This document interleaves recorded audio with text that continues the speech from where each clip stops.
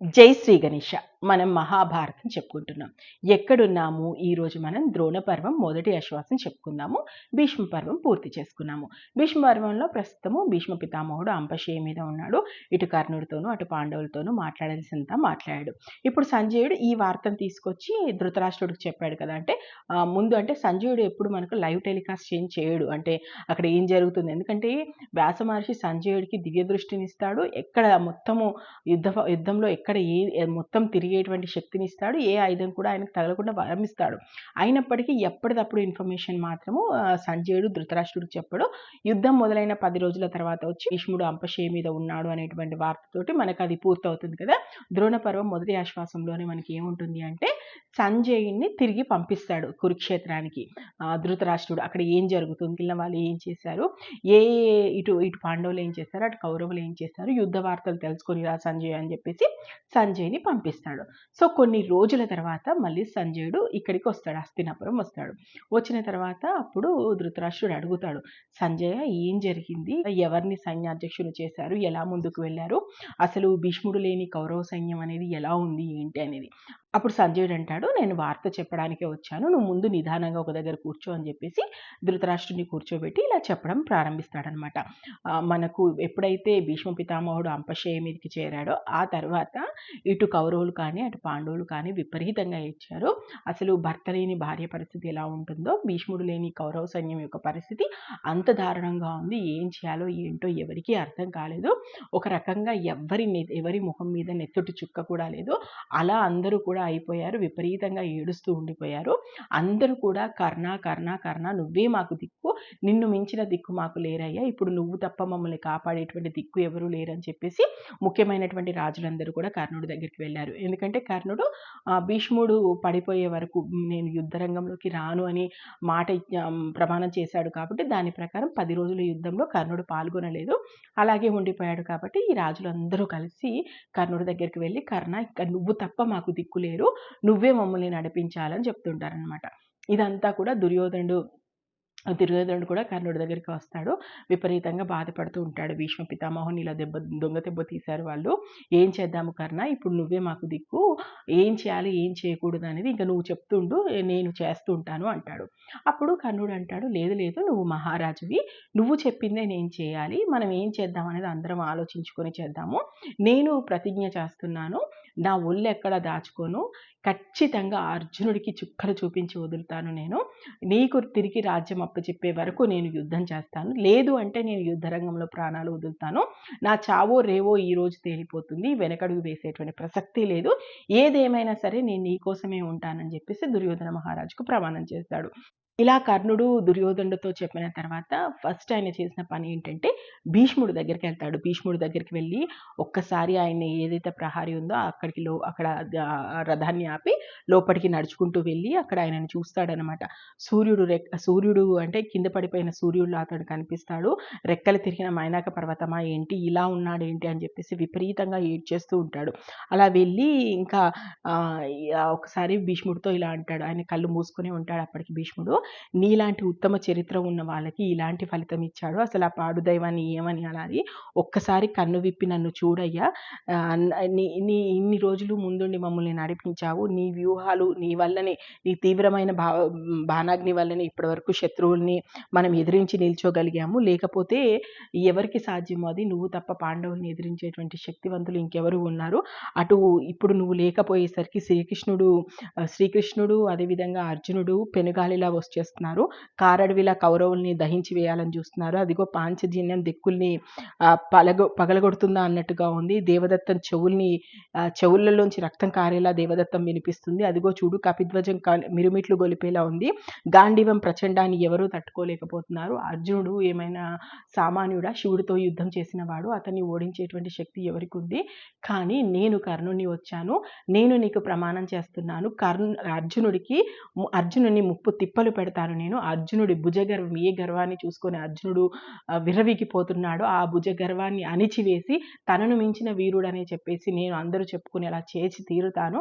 దయచేసి నాకు నువ్వు కళ్ళు తెరిచి ఒక్కసారి నన్ను చూసి నన్ను ఆశీర్వదించి పంపించు అని చెప్పేసి భీష్ముడితో ఇదంతా మాట్లాడుతుంటాడు. అప్పుడు భీష్ముడు మెల్లగా కళ్ళు తెరిచి కర్ణుని అలా దగ్గరికి తీసుకుని, నువ్వు నిజంగా అంతటి వాడివేనయ్యా, ఉత్కల, కళింగ, ఆంధ్ర, గిరివజ్ర దేశాధినేతలను అందరినీ కూడా ఓడించి నీ రాజుకి అసలు ఎవరు ఎదురు లేకుండా చేసినటువంటి వాడివి. నీ భుజబలం మీద నాకు పూర్తి నమ్మకం ఉంది. ఇంకా కౌరవులు ఏమన్నా బ్రతికి బయటపడతారు అంటే అది కేవలం నీ వల్లనే, నీ నీడలోనే కౌరవులు ఉండాల్సి వచ్చింది. అంటే ఆల్రెడీ కర్ణుడు తన మనవడు అనే విషయం భీష్ముడికి తెలుసు కాబట్టి దుర్యోధనుడికి నీకు మధ్య ఉన్నది రక్త సంబంధం కంటే కూడా స్నేహ సంబంధము. రక్త సంబంధం కంటే కూడా స్నేహ సంబంధం చాలా గొప్పది. దుర్యోధనుడు నిన్నే నమ్ముకొని ఉన్నాడు. నేను మనస్ఫూర్తిగా నీకు ఆశీర్వదిస్తున్నాను. నువ్వేంటో ఖచ్చితంగా నిరూపించుకుంటావు, నీ శక్తి ఏంటో నిరూపించుకుంటావు. జయాపజయాలు పక్కన పెడితే నీ నీడలో కౌరవులు బతుకుతారు అనేటువంటి నమ్మకం నాకుంది అని చెప్పేసి భీష్ముడు అతన్ని దీవించి పంపుతాడు. సో భీష్ముడు పాదాలకు మొక్కుతాడు. మొక్కిన తర్వాత మళ్ళీ దుర్యోధనుడి దగ్గరికి వచ్చిన తర్వాత అందరూ సమావేశం అవుతారు. అవి మరి సర్వసైన్యాధ్యక్షునిగా ఎవరు చేద్దాము అని చెప్పేసి దుర్యోధనుడు కర్ణుడితో అడుగుతాడనమాట. అప్పుడు కర్ణుడు అంటాడు, రారాజా, నిర్ణయం తీసుకోవాల్సింది నువ్వు. నన్ను అడిగావు కాబట్టి నేను చెప్తున్నాను. మన వైపు అందరూ మహారథులు ఉన్నారు, చాలా చాలా గొప్ప వీరులు ఉన్నారు. వీళ్ళలో ఎవరిని చేసినా మరొకరికి కోపం వచ్చే అవకాశం ఉంది. కాబట్టి ద్రోణాచార్యుల్ని చేయడం మంచిది. ఆ ద్రోణాచార్యుడు మనందరికీ కూడా గురువు, వయోవృద్ధుడు, అమితమైనటువంటి బలవంతుడు, శూరుడు, అదేవిధంగా అందరినీ నడిపేటువంటి సత్తా కలిగినటువంటి వ్యక్తి. భీష్ముడు అంతటి శక్తివంతుడు కాబట్టి మనం సర్వసైన్యాధ్యక్షుడిగా ద్రోణాచార్యుని చేసి ముందుకు వెళ్దాము అని చెప్తారు. సో అలా అని చెప్పేసి సరే అది నచ్చుతుంది దుర్యోధనుడికి. అందరూ కలిసి సర్వసైన్యాధ్యక్షుడిగా ద్రోణుని చేద్దామని ద్రోణుడితో మాట్లాడడానికి వెళ్తారు. సో ద్రోణుడితో మాట్లాడడానికి వెళ్ళినప్పుడు ఒకే మాట అంటాడు దుర్యోధనుడు, కుమారస్వామిలాగా నువ్వు సైన్యాధ్యక్షుడిగా మమ్మల్ని ముందుండి నడిపించు. ఎలా అయినా సరే మేము పాండవుల్ని ఓడించి మనం గెలుస్తామంటే అది నీ వల్ల మాత్రమే సాధ్యమవుతుంది. ఒక వృషభం వెంట గోవులన్నీ వచ్చినట్టు మేమందరం కూడా నీ వెంట వస్తాము, నీ అడుగుజాడల్లో నడుస్తాము. కాబట్టి నువ్వే మాకు సైన్యాధ్యక్షుడిగా ఉండు అని చెప్పేసి గురుదేవుని ప్రార్థిస్తాడనమాట. అప్పుడు ద్రోణుడు ఒకే మాట అంటాడు, రారాజు చెప్పాడంటే అది ఆజ్ఞ. ఇంకా నేను అవుననేది కాదనేది ఏది లేదు. నువ్వు నన్ను సర్వసైన్యాధ్యక్షుడిగా ఉండమన్నావు, నేను ఉంటాను అని చెప్తాడు. సరే అని చెప్పేసి ఇంకా అద్భుతంగా మన ద్రోణాచార్యులకి పట్టాభిషేకం చేస్తారు. అది ఎలా అంటే మాగధులు గీతలు పాడుతుంటారు, వందిజనాలు స్తోత్రాలు చేస్తుంటారు, ముఖ్యమైన రాజులందరూ వస్తారు, చక్కగా బ్రాహ్మణులు పుణ్యవచనాలు పలికిస్తుంటారు, అభిషేక జలాలతో తీర్థం చేస్తారు, శంఖాలు పూరిస్తారు, జయ జయధ్వనులు చేస్తారు, సైన్యం అంతటా భేరీలు మోగుతాయి. సో పనవాలు, రకరకాల వాద్యాలు మోగుతాయి, భూమి ఆకాశం ఒక్కటైంది అన్నట్టుగా శబ్దం చేస్తూ అత్యంత వైభవంగా ద్రోణాచార్యుడికి సైన్యాధ్యక్షుడిగా పట్టం కడతారు. సో సైన్యాధ్యక్షుడిగా ద్రోణాచార్యుడు అయిన జరత ద్రోణాచార్యుడు దుర్యోధను అంటాడు, నువ్వు నన్ను సర్వసైన్యాధ్యక్షుడు చేశావు కాబట్టి ఏదైనా ఒక వరం కోరుకో, నేను ఇస్తాను, ఏమి ఇవ్వమంటావు అని అంటాడు. సో ద్రోణాచార్యుడు అలా అన్న తర్వాత మళ్ళీ దుర్యోధనుడు ఏం చేస్తాడు, దుశ్శాసనుడితో, కర్ణుడితో, శకునితో వీళ్ళందరితో మాట్లాడుకొని మళ్ళీ వెళ్ళి ద్రోణాచార్యుడితో, గురువర్య నాకు నువ్వు ఒక వరం ఇస్తానన్నావు, అంతకంటే నాకు గొప్పదేంది ఏం లేదు, ఒక వరం కోరుకుంటున్నాను, అది చూడు, ధర్మరాజుకు ఎలాంటి హాని జరగకుండా ఆయనను పట్టుకొచ్చి నా ముందు నిలబెట్టు అంటాడు. అప్పుడు ద్రోణుడు ఆశ్చర్యపోతాడు, ఏంటి నీకు ధర్మరాజు అంటే కోపం కదా, ఆయనకి ఎలాంటి దెబ్బలు తగలకుండా అంటే ఎలాంటి హాని కలగకుండా అతన్ని తీసుకొచ్చి నీ ముందు నిల్చోబెట్టమంటున్నావు, నాకేం అర్థం కావట్లేదు దుర్యోధన, నీ కోరిక ఏంటి అంటాడు. అప్పుడు దుర్యోధన అంటాడు, నేను ఈ 10 రోజుల యుద్ధాన్ని చూశాను, బాగా ఆలోచించాను, నాకు ఒక విషయం అయితే అర్థమైంది, నేను అడిగితే ధర్మరాజును చంపి ఆయన శవాన్ని నా ముందు వేస్తావు, నాకు ఆ నమ్మకం ఉంది. కానీ నువ్వు ధర్మరాజును చంపితే ఏం జరుగుతుంది, అర్జునుడు మన ఎవ్వరిని వదిలిపెట్టాడు, కౌరవులు ఎక్కడున్నా వెతికి చంపుతాడు. కాబట్టి మనము ధర్మరాజుని ఏం చేసినా మనకు అర్జునుడితోటి సమస్య వచ్చి కూర్చుంటుంది. సరే అని చెప్పేసి మనం పాండవులందరినీ చంపుదాము, ఒకవేళ మనం అందరం కలిసి కష్టపడితే పాండవులందరూ కూడా మనం చంపగలుగుతాము. కానీ అప్పుడేం జరుగుతుంది, కృష్ణుడు వచ్చి తీరుతాడు. నాకు అర్థమైంది, ఇప్పటికే 2 సార్లు కృష్ణుడు ఆయుధాలు పట్టాలని చూశాడు. ఆ అర్జునుడు అంటే కృష్ణుడికి ఎక్కడ లేని ప్రేమ. అర్జునుడే చనిపోతే కృష్ణుడు ఎవరిని వదిలిపెట్టాడో అతని సుదర్శన చక్రం మనందరి తలలు నరుక్కుంటూ పోతుంది. ఇప్పుడు పాండవులు చచ్చినా మనకే ప్రమాదం, పాండవులు బ్రతికున్నా మనకే ప్రమాదం, ధర్మరాజు చచ్చినా మనకే ప్రమాదం, ధర్మరాజు బ్రతికున్నా మనకే ప్రమాదం.